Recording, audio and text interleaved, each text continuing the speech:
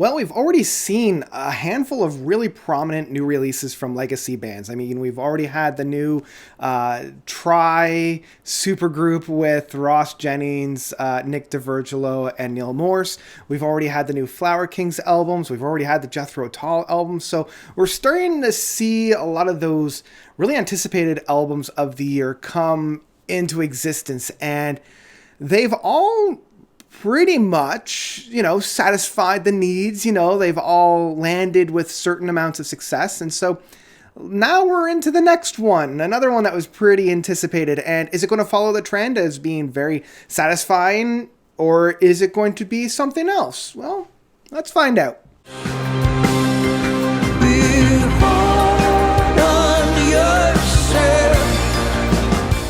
An Hour Before It's Dark by Marillion. So, do I really need to give an introduction to Marillion? I mean, Marillion is one of the, as I kind of term them, the legacy bands. These are bands that no matter what they release, people are going to listen to them, especially with the fan base that Marillion has. They got their start in the early 80s and really kind of kicked off the neo-prog movement. With the departure of Fish after their fourth album, who was kind of the front runner of the band, the lead singer-songwriter, Steve Hogarth, or H, stepped into the role and really pivoted the band from this very theatrical, melodramatic style of music to a much more introspective, a little bit more adult contemporary landscapes. And since that pivot, the band has kind of gone through slighter and more subtle changes as the years have gone by. But the thing that they always kept at the forefront is innovation in terms of music marketing, and with the fan base of Marillion, we're always ready to gobble it up. They are now on their, depending on how you look at it, 20th studio album. Now that, again, is if you include their kind of reworkings album of Less is More and Friends for an Orchestra, which I'm not quite sure I would necessarily count as studio records. It's a lot of albums, one way or another, that you look at it. And my relationship with Marillion has always been, and I have a feeling will always be, touch and go. It'll always be kind of spotty. There are albums from Marillion that I love and I gush about and I return to year after year after year. But there are albums from them that I don't connect with, I don't quite get. And so because of the legacy that we've had with these albums, it's kind of been hit and miss and hit and miss. On the one hand, I was ready for a hit, especially after Fear. But again, I wasn't a big fan of that, and I actually revisited it for this review, and I still didn't feel all that excited about it. I didn't really like a lot of the themes that H and the band was putting down. I wasn't excited about the music, and I actually went back and I listened to Sounds That Can't Be Made, the 2012 album, which, if you can believe it, was 10 years ago. I still fell in love with that album. So I was ready for a hit. And whenever you're coming into a Marillion album, I always like to kind of suss out what are the themes, what are the metaphors that are going on here, what's the concept, like what's the idea that H and the group are trying to get across. And there's kind of two folds within this particular album. The first is how we, as humanity, have kind of screwed things up. And that's where the mythos of An Hour Before It's Dark, like we are at the wire here in order to like turn things around in terms of like a more environmentalist track, socio-political track, but mainly kind of like the environmental track on that kind of case. And that's where the whole An Hour Before It's Dark, it's literally an hour before we're all gone. And you can definitely see traces of this on tracks like Be Hard on Yourself, which is kind of a foil to one of their earlier tracks. I believe it was from Marbles, which is Don't Hurt Yourself. This is like, no, man, we got to get it on. It's be hard on yourself, push yourself to do better. You've taken too much luxury out of things. You've become complacent and docile. And because of that, you're allowing horrific things to happen with the earth, with the environment. But within all of this, there's still this idea of optimism. And this was one thing that I thought was really interesting upon my first couple of listens, because as they were marketing this album, they're like, this is a much more optimistic album. This is Marillion at their more looking on the bright side of things. And when the first 2 points, the first two aspects of Be Hard on Yourself came on with Tearing the Big Picture and Lust for Luxury, I was like, this is them being optimistic? Like, I don't see that. But it wasn't until you get into You Can Learn where it's like, no, we still have time. Like, we can turn this boat around. Let's fix it. And that's the whole Be Hard on Yourself aspect. It's like, push yourself to do better.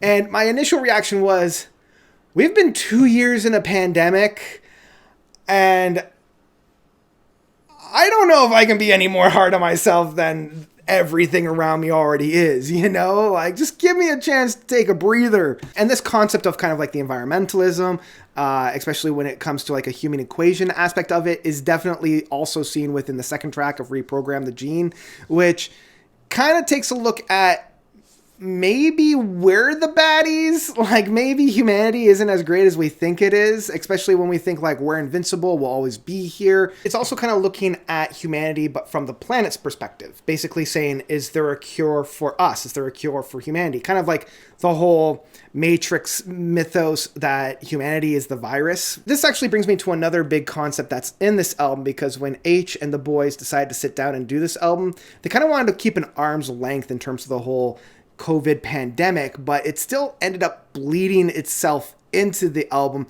especially for this track with Reprogram the Genes. Like, we're looking for this cure, this area for the disease, and he never comes right out and say it, but he's definitely not saying that maybe this whole COVID thing was trying, like the world trying to balance us out in some kind of ways. I don't know. It was just very like, we almost deserved it. And I was just like, I don't know if you're trying to say this, but the text is kind of leading credence to that. And I'm not quite sure. Maybe I'm looking too much into it. But you also have to remember, whenever H is penning lyrics, everything has a double meaning. Everything is a metaphor for something else. So you can't really not look at this deep enough, especially when we're coming into the third part for this, which is Cure for Us. And you have lyrics like locked down, knocked down, country in cheers, shaking this one's going to take years. Is there a cure for us? This whole aspect of like looking at the pandemic is definitely felt within Murder Machines, which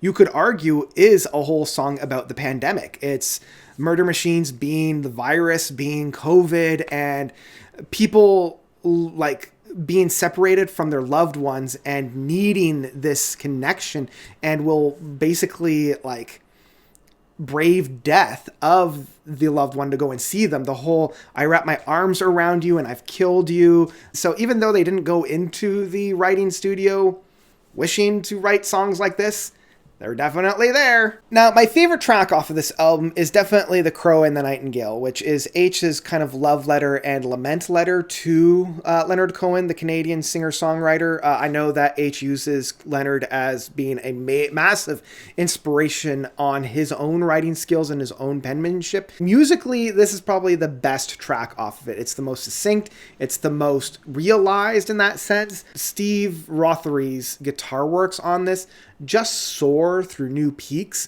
It's probably the weakest in terms of lyrics because it's pretty straightforward. Like, there's not a whole lot of extra layers on it. It's basically H's love letter to Leonard Cohen, and in that sense, it's fine. It does what it needs to do, and it's probably one of the better tracks because I'm not meticulously analyzing the lyrics in that sense. Then we come into a very interesting track of Sierra Leone, which is a country on the northwest of Africa. And on the surface, it's just a story about this guy that finds a diamond that's massive. And suddenly he is so overwhelmed with its beauty and so overwhelmed with its value, but he chooses not to sell it. Like, he's not going to sell it for heaven. He's not going to sell it for anything. Because we're talking about H here, you can take this track in a lot of different ways. And this is one of my favorite tracks to kind of think over, because if we actually look at the country itself, you know, this country has passed hands from the British Empire to its own citizens. One of the major safe havens in terms of like the slave trade way back in the day. That could be like this oasis of a safe haven in Africa with a lot of the different turmoils that were going on throughout human history. And it could basically be, hey, we found this safe haven. We're not going to sell it to the highest bidder of the empires. We're just going to keep it for ourselves, which is a really interesting take off of this. And I know that H would know this and really dive into that. But it could also be like they're not. Again, this is where I'm kind of like, are they hoarding their own wealth in that sense as a community, not selling it? Or is this just so valuable that nobody would really be able to buy it from them because this diamond is so massive? And it could even just be a metaphor for life. You know, you find love in it and you're not going to sell it out to anybody. You're just going to enjoy it, which would kind of bleed through. The other main concept of this album is the most valuable thing in this world is the connections, is the friendships, the relationships that we have with other people. It's not necessarily trying to get the newest big shiny thing. It's the love that we hold for one another. And we do see that in Reprogram the Gene, as well as the last track of Cure. Cure essentially being a person at the end of their life and thinking about their own mortality and realizing, I can't take any of my wealth with me, and basically having the realization that this is terminal. And how am I going to deal with this? You know, how am I going to reconcile my life? If we're looking at the narrative flow of the album up to this point, this is like realizing, okay, we clearly can't save this world. This is a terminal illness. All that we're doing at this point is maintenance drugs, you know, or just patching the ship as it's going down. How are we going to go forward? And there were two messages that this track really paints a picture of. The first is that it's the relationships that we have for one another. It kind of ends with Angels on Earth saying, the divine, the angels aren't the ones that are found in the Bible or in a physical structure. It's the people that we see. And this was kind of one of the more heartfelt moments on this album, when the big crescendo of this track is when, this terminally ill patient is seeing a nurse just keep on going at the end of their tether. They've got the mask on, the visor on to protect themselves from this virus that's literally killing millions of people. And they're the ones that are the true angels. This is God working through the people. It's that we need to harness when it comes to trying to figure out what to do with this earth if humanity's just going to destroy it. So I know I talked a hell of a lot in terms about like the themes, the concepts, the lyrics on this album, and I kind of skirted around the actual music on this. The music is, I don't want to say very formulaically Marillion. It does usually take me a number of listens to really get into the album, to really get into the music that's on it. And this one was no exception. And I was a little disappointed upon the first couple of listens because this one, unlike, say, Sounds That Can't Be Made or Fear, it's a lot more subtle. And subtle in the fact that it's not necessarily blow down the doors and there's not like big, hooky aspects to it. Like there's no part that I can really sit down and hum along to, which is pretty standard, but there was always like one or two really big hooks on a Marillion album. The closest that we kind of get to is The Crow and the Nightingale, as well as Murder Machines, the two tracks that are kind of right in the center of this album. But upon further listenings and upon really getting into this album and really diving in, I found, like, as with a lot of Marillion's albums, once the album starts to blossom and take root, you still end up with something pretty special. I wouldn't necessarily go on the record to say this is their best album ever. I wouldn't even say this is their best album within the last 20 years. What I do really appreciate are the moments where everybody's able to shine. You know, Mark Kelly on the keyboards has some really brilliant moments where he's able to really like orchestrate movements in terms of the keyboards. Stephen Rothery on the guitar works has a number of brilliant moments on here, especially within Crown and the Nightingale, as well as the last track of Care. And I'm loving kind of the orchestration of music on here, where there's a lot of build-ups and then plateaus and then cool downs and then build-ups again. And this is between and within tracks themselves. Pete Travis on the bass still able to command such a great rhythm styles on there. And finally, Ian Mosley on the drums is a great individual to both keep it subtle and know when to kind of take a stand back, but also when to really powerhouse through, especially within the kind of standout track of Murder Machines on there. And this leads me to the final point that I wanted to make about this album. Eventually I kind of got over it, but like this is the sore thumb of the album. This is, you know, you've finished constructing this amazing thing, whether it be like woodworking or something, and right at the end you just slam the hammer right down in your thumb by accident, and damn does it hurt. Like the actual product that you have is quite beautiful and quite great, but damn, that thumb, that sore thumb just sticks out. And honestly, it's the fact that 4 tracks have been split up into these bite-sized little chunks. And upon first listening, I couldn't stand it. I honestly could not stand it. I don't mind when tracks are kind of split up in little sections, like that's fine in terms of movements. But when the actual tracks themselves are released in different tracks, nope. That's a big old nope for me. It disrupts the whole listening experience. I literally have to listen to this album without looking at the runtime. And it kind of compromised the listening experience that I had, which was a real big shame, because here was Mark Kelly or Steve Rothery just playing their heart and soul out. And I was sitting there like, this isn't really art. No, I don't. Finally, I kind of, swallowed that massively jagged pill and was able to say, okay, this song I'm listening to right now is Care, not Care Part 1, Maintenance Drugs. This whole suite is Care. Very similar to, like, say, how The Invisible Man or Neverland have very distinct parts. At least then they kept it as, like, the 10-minute track rather than a 9-minute track that split up into a 3-minute section, a 2-minute section, and a 3.5-minute section, right? Like, that just left such a bad taste in my mouth. Again, sore thumb right there. We all know why they did it, It's because they wanted to get more plays on their streaming services to give them more money. I applaud them for the hustle. They're always an innovating band, and this is just what they do. They did it for Fear. It was one of the main reasons why I'm not a big fan of Fear. They did it again here. It didn't work quite as well here because at least with Fear, there were like longer stretches of music, like 15 to 20-minute stretches of music. Here, you're literally working sometimes with a 7-minute track. Doesn't need to happen. Overall, this album took a while for me to really appreciate. Upon the first couple of days with this album, with 5 listens or so per day, I wasn't all that excited about this album. And if I wasn't kind of forcing myself to sit down and really get into the music, I probably would have put it on the shelf and not really revisited it all that often. But much like a good progressive rock album is, the more I listened to it, the more I got into it, the more I got out of it, the more I grew to really, really appreciate it. I think this is probably one of the more realized albums that the band has by really focusing in on like 2 or 3, sometimes 4, clear concepts and then built tracks around them.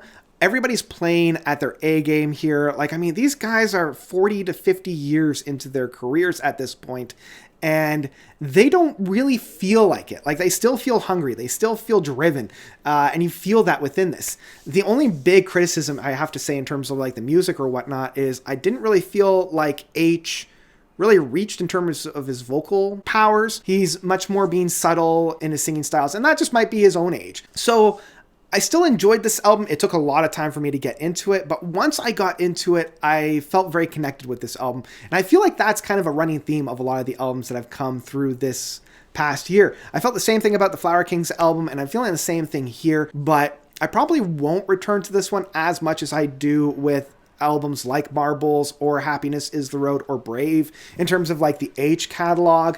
But I definitely like this a lot more than I like Fear. Probably not as much as I like Sounds That Can't Be Made. So it's kind of where I'm sitting with this album. In terms of like my overall rating, this one is absolutely one that I would download. I have a feeling this will probably sneak its way into pick it up into physical format. And I think the only thing that's stopping me from getting that is still my own gripe of these longer stretches of songs being literally cut up into individual tracks rather than it just being a longer track with different movements throughout, So that's kind of where I'm at for this one. What do you guys think about this album? Did you love it? Did you hate it? Are you like me in that you hated it? Well, I wouldn't say hated it, but lukewarm to it when you first listened to it, and as you're listening to it and getting used to it, it's starting to become something very special. That's kind of where I'm at for this one. Let me know whatever your experience with this album is by commenting down below. I know this is a long one, so thank you all so much for sticking through. If you made it to this point, I really do appreciate it. I really do love you guys, and that's all I've got. So, as I mentioned, thank you all so much for watching. As always, you guys are definitely the best. And until next time, notes out.